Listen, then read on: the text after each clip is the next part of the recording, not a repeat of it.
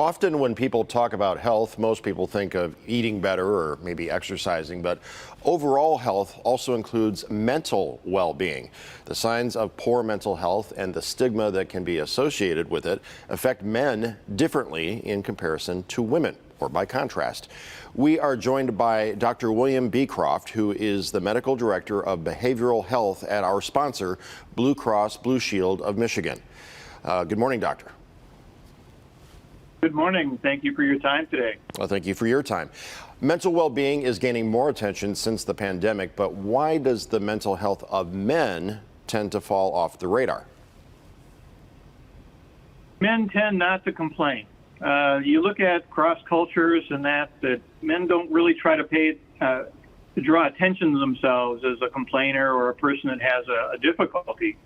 And consequently, you don't hear about it that much. So why is men's behavioral health such a significant issue? Just like the computer in your car, if your mental health is not working well, your brain's not working well, you're just not going to be able to be as functional. You're not going to be able to be as productive at work, engaged with your family.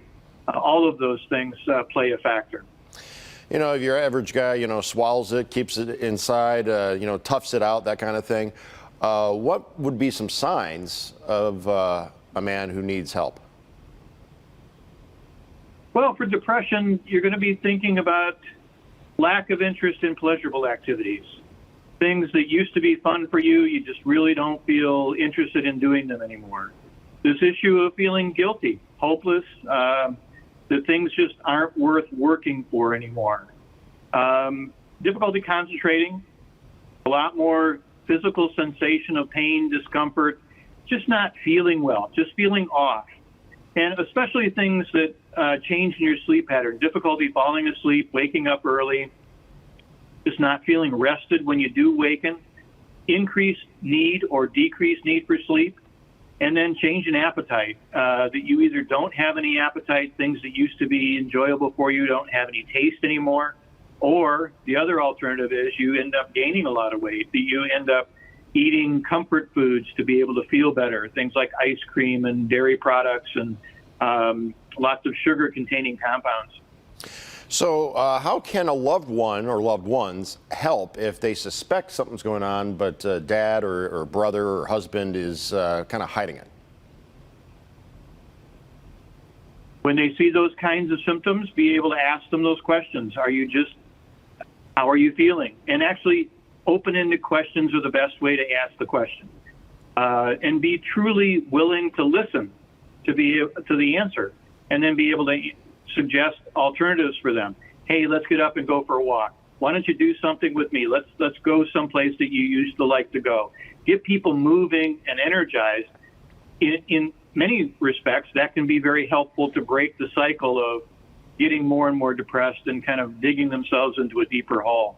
If you see people using a lot more alcohol or some cannabis that they haven't been using previously to try to make themselves, in quotes, feel better, anything that's out of normal, that's going to be something that's your cue as a support person that something is really wrong with your significant other. So mental health stigma being what it is, what kind of treatments are available?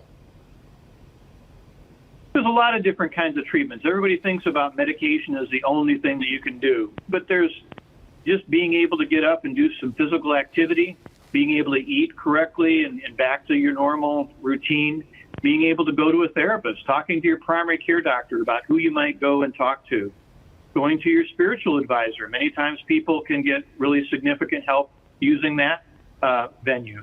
And if that is not helpful, then talking to your doctor about medications that may be very effective for treating this. A lot of times people are afraid of medications because in the older medications there was lots of side effects. Many of those have been addressed with the newer medications, and they are very effective without as many side effects and consequences. And within a relatively short period of time, people feel much better. Okay. Or a combination of therapy and medications. I'm sorry. Got it. Doctor, we're out of time. Thank you so much for joining us. You're welcome. Thank you for your time. To learn more about the symptoms of poor mental health and how you or a loved one can get help, visit the website bcbsm.com/mental health. Again, that's bcbsm.com/mental health.